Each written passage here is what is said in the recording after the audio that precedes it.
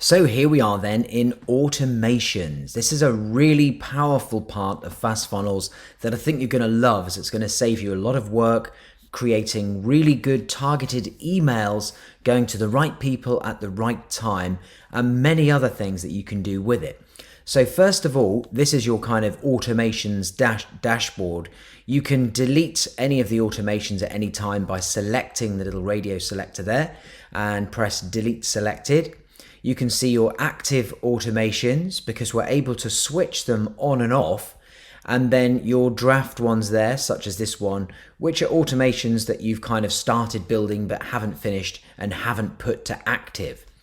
So let me go to create automation so you can really see the kind of things that you can do with these. So I'm going to call this one just a test automation. I'll just put it test auto. There we go. Submit. And now you come through to this. This is your automation flow builder. And the whole point really of each automation flow is to have a goal. So let's just say that I wanted to create a new automation that keeps emailing people the certain leads that I've chosen, and until they've decided to purchase a particular product. Maybe it's an online course or something like that. So I can do that by first of all selecting who is going to go into this automation flow. So we just click on that and we add a new trigger. So as it says there, anyone that meets the trigger rules will join the automation flow from the beginning. So we're going to choose what it is that starts this off and for whom. So I'm going to say when someone's had a tag added, I can say when a tag's removed, a property in the leads profile has been changed. There's all these options here to start this trigger. And then very shortly we'll be releasing these, so you may see these at the time of doing this video. You might also have these as well. But opens an email, clicks on a link within an email, visited a page, makes a purchase, or abandons their checkout and cart. So those are the things that we've got coming soon. These are what we've got at the moment. Tags are very powerful because you can do a lot with those. So let's say I've got someone who joins or goes into this one here, this particular tag. They've completed the contact form and now they are going to be pulled in to this sequence. You can have multiple triggers too. So if you want to go and add more, you can add other ways that someone come into this automation. Now we're in this section, but before I move on, I wanted to tell you something else that you can do. This is really useful if you want to remind yourself what this is for, this whole automation at some point, is click on the notes icon. And here you can enter a sticky note such as this is pulling people in from the contact form. There you go. And once you've added that note, you can look at the note whenever you want by clicking on the notes icon, or if you want to, you can pin it like this, so it's always there. Really, really handy as a little reminder as to what you're doing throughout this automation building process. Next up, we can click the plus icon and we get to choose from these things. So we can delay. So maybe someone comes into the sequence and we want to give them a day. Let's just say we want to give them 1 day before we do anything else. You can also do exact time until a condition is met. Lots of different ways of doing a delay. Next up, we can do an if and else. So I'll show you that in a moment. We're also releasing these very soon. So target and split, and you can see the description of what they do. We can send someone an email, send an email notification, perhaps to a salesperson or something that someone's filled out the form. Or we can do things to the contact. All of these different things we can do. And then another one is that we can start a different automation if we want to, another automation flow once they reach this particular point. But I'm just going to go with this one, which is probably going to be one of the most common things you do in an automation flow, is to send that person an email. So we can create an email like this and then start building out the email.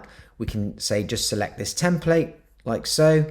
You can adjust the template in the email, and then when you're done, you save it, and you'll see a little sort of screenshot of it appear here. So you know exactly what's going out to that person, and then there it is.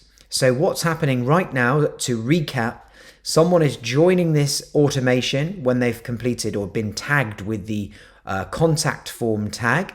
Then we're waiting a day, and then we're sending them this email. And as you can see, you can do the little notes on any of these just to remind yourself what's happening. And we can set a goal at this point. What is the actual goal? Well, I would like to have a goal whereby they get the tag here, customer. So when they've been tagged as being a customer, this automation has done its job of turning that lead into a customer. And now the goal has been set. And once that goal is set, they're automatically pulled out of this sequence. So they don't carry on getting sales emails saying, hey, become a customer, become a customer. They already are a customer. So we automatically stop this sequence for that lead as soon as the goal is set. We can even set multiple goals. Just as we can set multiple ways for someone to come into this sequence, we can also set multiple goals as well. And then you can continue building and building and building. So you can put another delay in. As I said earlier, you can do an if and else, which is really good. So, maybe they have a certain tag and we want to say, have they got the photographer tag? And then we'll just check whether they have at this point. If they have, we're going to send them down this route. And if they haven't, we're going to send them down that route. And this could be a different email to that one, for example. So you need to play about with these sequences. If they get really long and really big, you can use the plus and minus so you can see more of them like that. You get a really good picture of the entire funnel flow. And when you're happy and content that this is all accurate, you've got the right email in and everything's going okay, you can switch it to on. And then that will immediately activate. So anybody who then starts meeting the conditions that you need to enter this flow, like the next person who filled out a contact form and had that tag, they would start coming into this and receiving everything as per the flow. Then when you're finished, you can save it. And then, as I say, you can just switch it on and it will just give you another reminder. Do you want to do this? Yes or no? And if it's yes, just click yes. Then you're going to see this, all of your analytics and your goals. You're going to see all of the emails that are in the flow, so you can keep an eye on how many are opening and clicking, and then how many people have reached your chosen goal. And of course, your goal is that they have become a customer in this particular example that I've done. So really, really useful. You can edit the automation flow whenever you want and go back there. And you can, really create some amazing things with this. It's going to save you a lot of time. For example, you might have a sequence of emails, like 10 emails that nurture a lead. Well, when they join your email list, then or download your freebie, you can deliver your freebie via email in this way. And then you can keep nurturing your leads with a continuation of emails every week, for example, or every few days. So there's a ton of different things that you can do with them. And they tie in really nicely with the whole system. So have a play around. If you get stuck or you're unsure of how to do it, or you'd like some ideas of how you can use automations to help your business, then get in touch with us. Just click on support or use the knowledge base, and then we can help and guide you through using the automations. And the emails that you use in these automations also count towards your email limit. So bear that in mind as well.